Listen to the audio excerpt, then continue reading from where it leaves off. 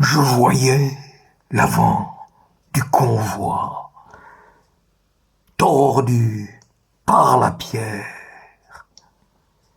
Mais de si loin, l'arrière m'en échappait. La ligne du troisième wagon se perdait dans les arbres. Et ceci par là autour, je tentais bientôt de les dessiner avec précision, ayant déjà amené sur le papier globalement la route en amont, puis le dessin de la ligne de chemin de fer. Celle-ci tant suivie et soudain modifiée quand ce ne serait supprimé.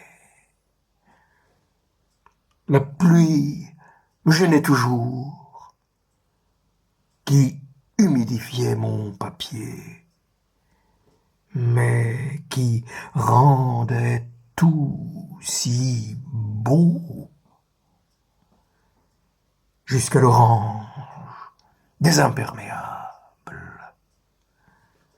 Quant au trax jaune, il s'était déplacé et je le vis bouger davantage à la façon d'une petite pelle mécanique. Penché sur ce train comme sur une portion de la vie elle-même. Laissé de côté, certes, mais entretenu par la mémoire, et à ce titre choyé à l'infini, de telle sorte que je voulus mettre du rouge et du blanc partout, en fine bande, pour célébrer la promenade. Pour souligner un affrontement entre ce qui avait été perdu par négligence au cours des années, ou bien perdu parce qu'il devait en être ainsi, parce que le travail l'exigeait, et que la prise de certaines responsabilités entraînait l'abandon de manies héritées de l'adolescence et devant servir à voir le monde, à le goûter, certes, à le tenir. Et cette locomotive rouge et blanche, mise de travers par les roches, et l'eau venait rappeler toutes ces choses. Elle les mettait au jour avec une acuité parfaite.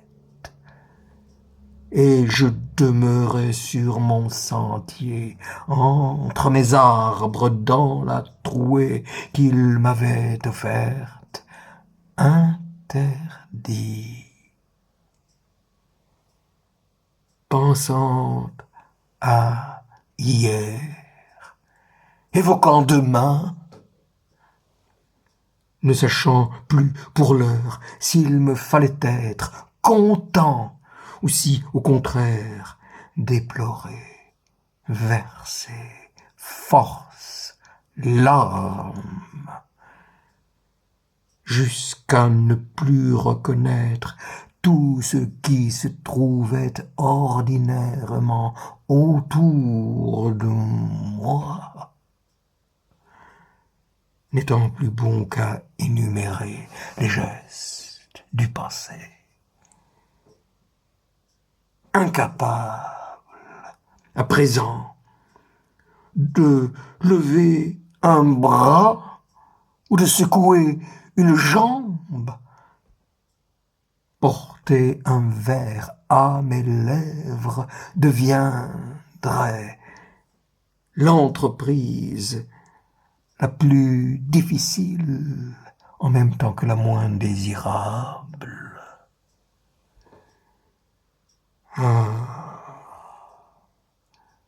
N'avais-je pas tout bâti autour de ce train?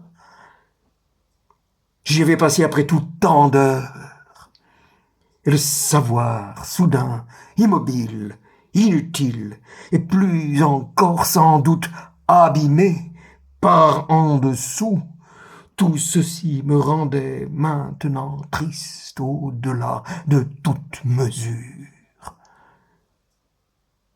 Et cependant je continuais à admirer, et l'endroit, et le caractère aussi extraordinaire que rarissime de la vision. Et je me félicitais d'avoir su, seul, entre les roches, les escarpements qui avaient alterné avec le sentier le plus commun, marcher jusqu'ici. Or il me fallait avancer, poursuivre le chemin qui devait se terminer à Martigny. Et quand bien même j'ignorais tous les détours qu'il saurait encore me réserver. Et cependant je ne me décidais toujours pas à partir. Peut-être en effet ce train, je ne le reverrai plus ainsi, plus jamais.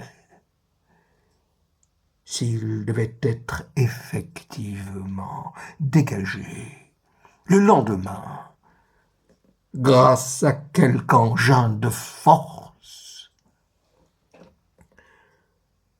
je dessinais donc aussi bien que je le pouvais, et c'était ma foi, et je m'en rendais compte assez peu, parce qu'une main s'entraîne et que la mienne était en friche. Depuis que je ne produisais plus vraiment de ces petits dessins de chalet, à chaque fois cueillis en montagne. Ainsi j'espérais attaquer, et avec mes yeux, et comme si ceux-ci fussent munis d'enregistreurs particuliers, le plus possible de ce paysage dont il faudrait que je me souvienne longtemps.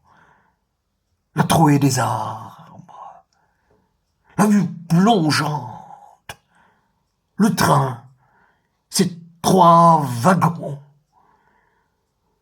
le wagon locomotive de travers, le contour, la distance qui séparait l'avant de la locomotive du rail, le subit déplacement de la tache jaune qui passa sur le flanc de l'animal, soit enfin l'engin de chantier utile au déblayage.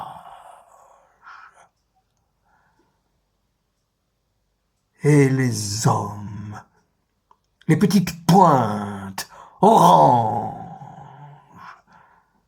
différemment affairées,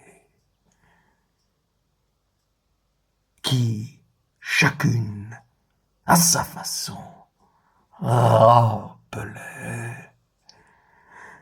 espace protégé, accès interdit,